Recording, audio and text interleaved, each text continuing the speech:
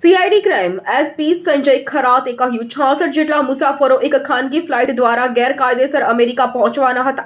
Flight ક્યાંથી ઉપડી હતી અને ક્યાં ગઈ હતી તેની માહિતી મંગાવવામાં આવી છે.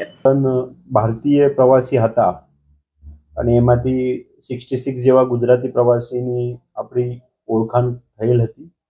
એ તમામ લોકોની પોલીસ તરફથી પૂછપરછ એના અલગ અલગ પ્રકારે અલગ અલગ વખતે કરવામાં આવેલ છે અને તે પૂછપરછ થકી એ કેવી રીતે અને કોના થકી જવાના પ્રયાસ કરતા હતા તે બાબત સામે આવેલ હતી અને એમાં અમુક એજન્ટ્સના નામ જે લોકો થકી એ દુબઈ અને દુબઈથી નિકારાગુઆ અને ત્યાંથી પછી આગળ જવાના પ્રક્રિયામાં હતા એ નામ અમારા સામે આવ્યા હતા.